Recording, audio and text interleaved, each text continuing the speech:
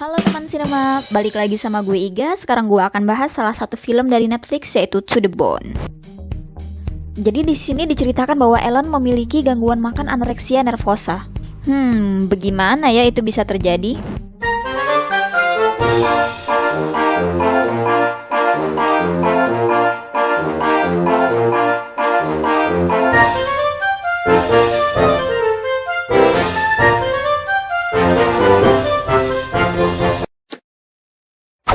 Pada umumnya, gangguan makan ini hanya dianggap oleh masyarakat sebagai salah satu bentuk diet atau menguruskan tubuh dan bukan sebuah gangguan. Makanya, yang datang berobat ke mental health profesional karena gangguan makan pun sedikit.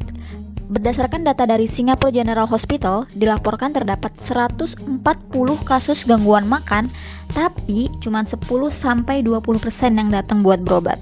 Salah satu gangguan makan yang banyak dialami oleh remaja atau dewasa muda usia 15-24 tahun adalah anoreksia nervosa. Nah, anoreksia ini memiliki resiko kematian 10 kali lebih tinggi dibanding mereka yang tidak memiliki anoreksia. Jadi, apa sih anoreksia nervosa itu? Berdasarkan teori, anoreksia nervosa adalah gangguan ketika seseorang mengalami rasa takut yang tidak wajar dan berlebihan terhadap kegemukan. Jadi, orang yang memiliki anoreksia itu menahan nafsu makannya sekuat tenaga.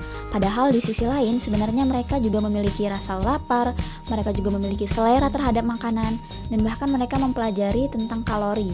Di film ini diperlihatkan bahwa Ellen ini disuguhi beberapa makanan, dan dia kelihatan berselera dengan makanan itu. Tapi dia nggak mau makan karena khawatir nggak kekontrol.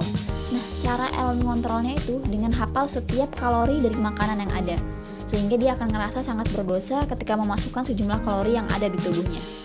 Menurut Yeager dan Anderson, gangguan ini ditandai dengan diet yang sangat ketat dan disertai dengan olahraga yang berlebihan.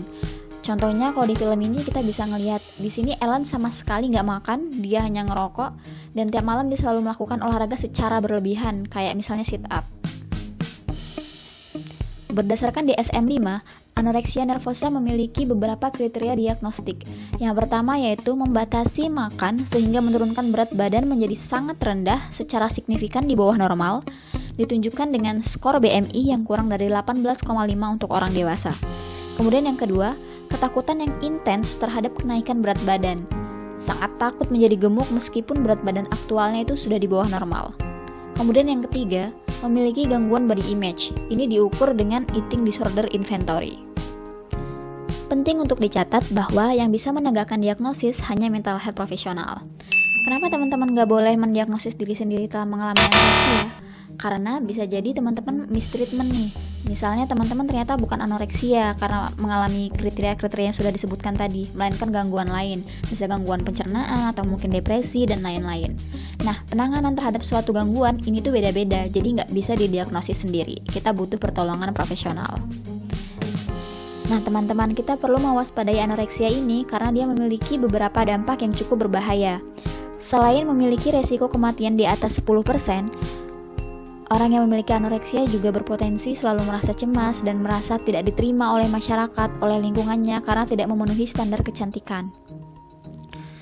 Kemudian ada juga dampak-dampak fisik lainnya seperti menipisnya dan rontoknya rambut secara tiba-tiba, kuku dan tulang menjadi rapuh, tumbuhnya rambut halus di sekujur tubuh, masalah organ pencernaan seperti lambung, kemudian menjadi mudah lelah, tubuh melemah secara keseluruhan, melemahnya denyut jantung, dan bahkan beberapa kasus dapat memicu gagal jantung akibat ketidakseimbangan elektrolit tubuh.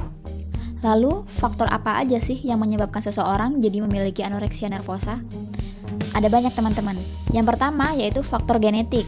Anoreksia nervosa terbukti diturunkan dalam keluarga karena adanya faktor genetik yang berinteraksi dengan lingkungan. Yang kedua, faktor neurobiologis. Jadi memiliki level dopamin dan serotonin yang rendah dalam otak seseorang. Yang ketiga, faktor kognitif. Individu dengan anoreksia nervosa memiliki ketakutan akan kegemukan dan gangguan body image yang membuat penurunan berat badan menjadi penguat bagi tingkah lakunya. Kemudian yang keempat adalah faktor sosiokultural. Jadi adanya standar sosial yang berubah ke memilih tubuh yang kurus sebagai sesuatu yang ideal untuk wanita. Kemudian yang kelima yaitu faktor kepribadian, seperti perfeksionisme dan obsesi yang tinggi serta memiliki kesadaran internal yang rendah. Dan yang keenam yaitu faktor pengalaman traumatis, misalnya pernah mengalami kekerasan fisik, kekerasan seksual, pengalaman emosional yang menyebabkan trauma saat anak-anak dan remaja itu juga turut berkontribusi menyebabkan seseorang memiliki anoreksia nervosa. Nah, ada nggak sih tindakan preventif yang bisa kita lakukan? Ada teman-teman. Yang pertama yaitu memberikan edukasi mengenai anoreksia nervosa sebanyak mungkin.